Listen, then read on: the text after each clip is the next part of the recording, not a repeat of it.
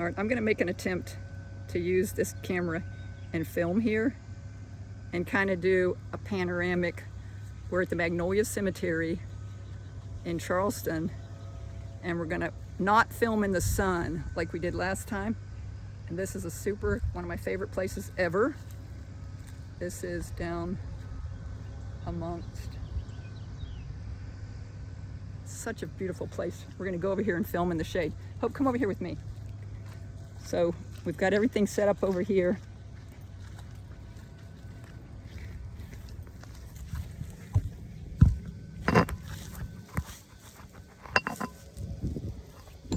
We're trying to get the Cooper River Bridge in there. That's in. And I think it's in there. So if it's all kind of screwy, sometimes when you're trying too hard, it just is hard, too hard. So we want to have good stuff to see.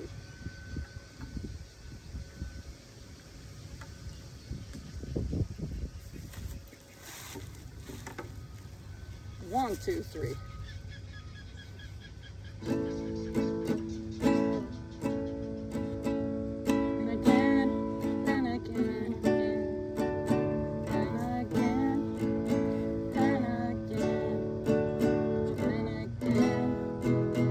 So brave and strong, and again, the legend was on, and again.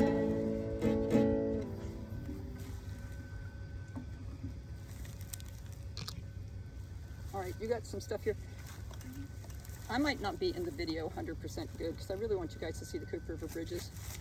And I want to be able to put my feet up. And I have some notes because this is going to be one where I'm going to once again having to show you guys some names so that y'all can further the research by knowing the person's name. And starting off, my first note is Ruby, because I spent 12 hours yesterday going to graveyards because they called me from the Caroliniana Museum, another guy that's a manager, and I am 100% sure that there's no conspiracy about this information.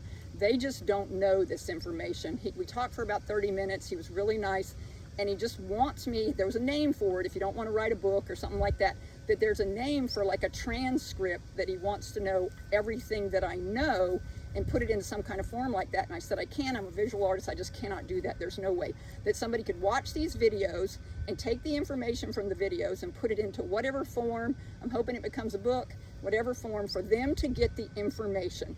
And I told him, I said that I've been the day before yesterday in the Manning Cemetery looking for the nettles, because AI says the most incriminating thing in behalf of what's happened to my family, which is that Joseph Kershaw has completely raped the land and the children of my family. And so I don't believe they have record of that. I don't believe it's ever been, the legacy of the information has ever been passed down through the legacies. I believe that now. There is nobody in South Carolina that knows this. It's not on AI, it's not put into the system. It's not something that anybody on the planet cares about who the first people are, which is tragic, because people like Charlie Montgomery's family, Johnny Boyd's family, Neela Carey's family, the Halls, the Browns, the Whites, the Moores, all of these families, if we had known who they were, we would be able to say, oh my God, we're part of blank blank family. I mean, I am the great great great granddaughter line of Alfred the Great. Those are people that were super intellects. Alfred the Great was the 5th child. He was not expected to be king, and he was educated, highly educated. And as I tell on the next video, the story of how these Gant people, who I am and hope Gants, are related to Alfred the Great, I'm going to show you where it comes into our main line, so you can see that on the next video. But right now, I've been spent 12 hours because I told him, I said that I went to Manning, call Manning yesterday, to go in and check out their nettles stuff from the Manning Cemetery. And the lady said, oh my God, I can't go, people are here. So I called her back in about 30 minutes, and she said that they're here to close the archives in Manning. Like unexpectedly, she was born and I asked her, she was born and raised in Manning, she's worked there for a really long time. And I said, what's the explanation? She said, no explanation.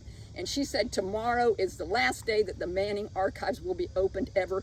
And they're here taking it all out in boxes. Okay, that's super suspicious since I'm out there saying the Nettles Mathis letters, AI says, are the most incriminating thing for the legacy of Joseph Kershaw. So I told all this to the guy at the archives when he called me, and he sounded shocked. He really genuinely sounded shocked.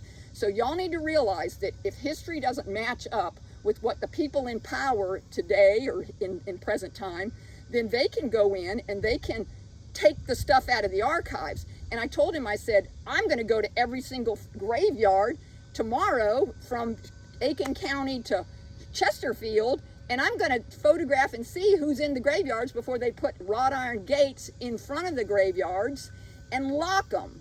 Because the graveyards are we're in a graveyard now at the Magnolia Cemetery. The graveyards are the best telling, most honest version of, if you know the history of where the people actually are. They're buried here in the graveyards.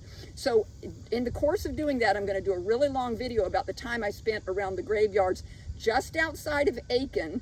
I didn't know where I was going. I was going to go up to Chesterfield, where the Nettles had on their graves in Manning, Chesterfield. Like, we are the people from Chesterfield. That's got to mean something. That's where the Aaron Burr cemetery people are buried up there.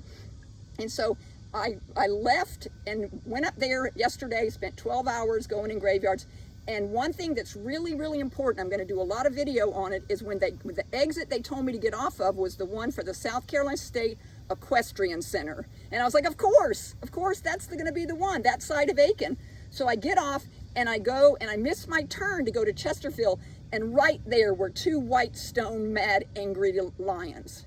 And I was like, what the heck, this is crazy. So I look up, and it's a little teeny building, and it's church.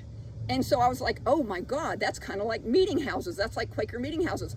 So I go on down instead of going backwards to go on my turn, and it's the Catawba Indian timber route. And I swear it was the most beautiful land I've ever seen in my life. And I'm going to do a whole video on what was back there, because the road, the perpendicular road to that logging road, is called Wheeler. And on my family chart, before the Gaunts, Peter Gaunt and them come, and Thomas and all come to America, they married two Wheeler women, and I'd already done that history. And their dad was the preacher that came into Massachusetts and all, preaching and probably hooking up with the George Fox Quaker people. But that's the roads: the Indian to Catawba logging road and the Wheeler road. And I'm telling you, there was nothing back there except some churches on every corner and some houses. And unlike my neighborhood, that a quarter of a mile away, nobody lives back there. We're all on big land on the water. Somebody moved in from Florida, built a warehouse. The man was super rich, 55 years old, just died of a heart attack last year. His kids inherited it. They've got a whole Florida complex a half quarter of a mile from me now, and they're putting in an airport strip. It's unreal. So this property up there in Aiken has not been touched. And these are Wheelers, and I went to 12 hours of graveyards all the way up to my favorite place in Chesterfield, was where you could tell that they had gone up there. They weren't prejudiced people, and they had the gene pool up there were the most beautiful African-American people. They looked Egyptian, and I saw a guy that was identical to the influencers that I'm filming in Lancashire, England. That's enough for this video.